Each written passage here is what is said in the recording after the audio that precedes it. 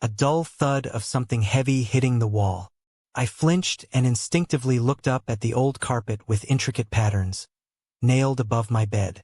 The shouting from the neighbors, already loud, had reached a deafening peak. Moments ago, I could still make out a few words, but now it all blurred into one continuous shriek. My heart pounded with anxiety and fear.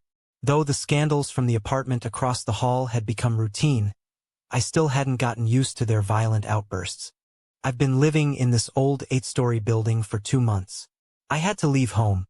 I just couldn't share a roof with my dad's new bimbo, who's only 5 years older than me.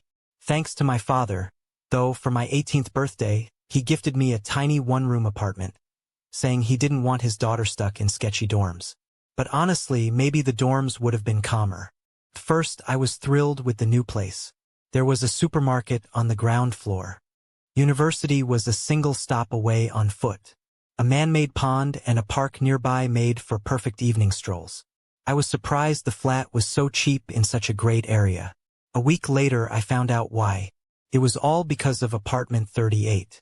Not just our stairwell, but the entire building, maybe even the neighborhood, knew its residents by face. Living there were the Banco couple, the wife, Ludmila, or just Luzia, a heavy-set woman of indeterminate age. Bloated, with permanent bruises under her eyes, sallow skin, and seemingly one single garish housecoat with a big patch over her belly. Her pale blonde hair always stuck out like a bird's nest, as if it had never seen a comb or soap. Her voice was low and raspy. If you weren't looking at her, you'd think it was an old man speaking. Her husband Vasily, in contrast, was lanky and thin, with enormous bags under his eyes, big enough to hold a couple of potatoes. His swollen nose hung over his upper lip, and his lower lip always drooped. Sparse patches of colorless hair stuck out behind his ears. Unlike his wife, Vazia occasionally swapped his salty undershirt for a couple of equally filthy t-shirts. I first encountered Ludmila lying outside our building. Her robe had hiked up to reveal her underwear.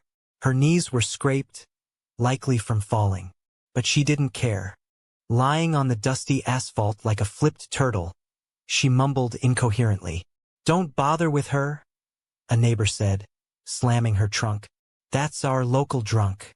Her husband will deal with her." Sure enough, Vazia appeared around the corner, holding a crumpled black bag clinking with glass bottles. One hand on the wall for support, his head trembled. "Luzia," he rasped. "Vazia, I fell, help me up," she moaned. "God, when are you two gonna drink yourselves to death?" The neighbor grumbled, spitting on the ground as she opened the building door. I followed her inside, unwilling to witness any more. Since then, I saw them drunk in the yard many times. Once, I even hit Vazia with the door. He had curled up on the landing and peed himself. Their guests, too, were no better. Reeking, rude, and sometimes even defecating in the stairwell. It was scary for children and the elderly to go outside. I never saw them sober, not once.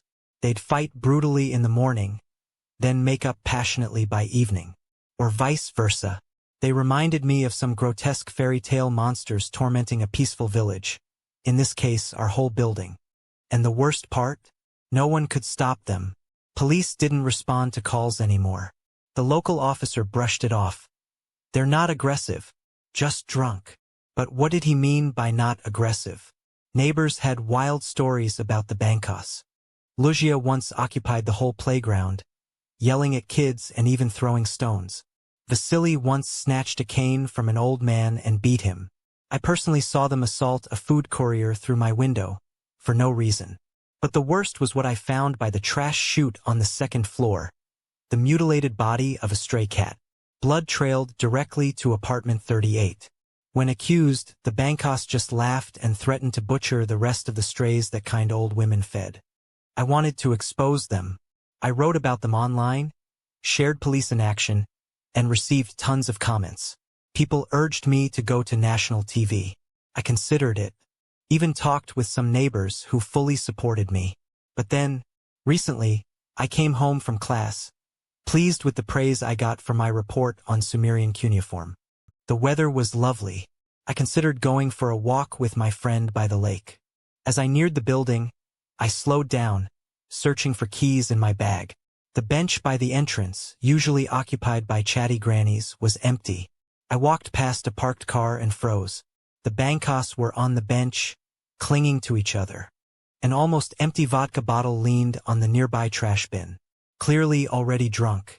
Lugia's robe was unbuttoned nearly to her navel. Vajia's hand was under it, massaging her breast. They kissed noisily, as if devouring each other. Then Vajia whispered, "Remember by the fence in the village?" "Oh yes, Vajia," Lugia rasped and slid her hand into his pants. They moaned. Disgusted, I bolted into the building, trembling. Right outside, with a children's playground just meters away. I went upstairs quickly. Then the door buzzer rang. I turned, thinking a neighbor was coming. But instead, a gangly, hunched figure came rushing at me. It was Vajia. He grabbed my hair and slammed my head into the wall. Collapsed. Dizzy, hurt, I tried to crawl away, but he kicked me again. Then he whispered, "One more word about me or my wife online. I'll rip your guts out." He threatened me in vivid detail. Eyes, mouth, genitals, then spat in my face and walked away. I lay there sobbing.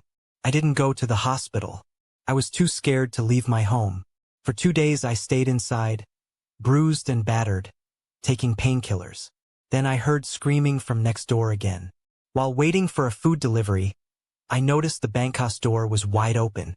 Blood splattered the wall and pooled on the floor.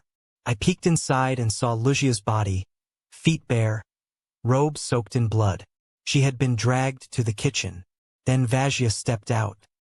He held a bloody axe in one hand, and her severed head in the other. He threw it at me.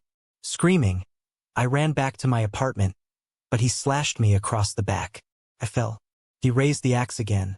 But then, a food courier burst in, threw his delivery bag at Vajia, pulled me in and slammed the door. Vajia shoved his hand in through the crack, clawed at the courier's neck.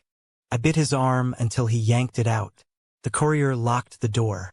Vajia screamed and attacked the door with his axe, but eventually ran off. We saw him out the window, chasing a woman in the courtyard, and murdering her with his axe. Collapsed. I woke up in the hospital. My dad and his wife were there. Turns out Vajia, in a psychotic drunken frenzy, had killed 3 people. Lugia, a grandmother from the bench, and the young girl. He injured several more, including me. Eventually, police shot him dead. I felt guilty. If only I had acted sooner. But my dad told me I had no fault. I just survived. Now, at least, apartment 38 is silent, and our building is at peace.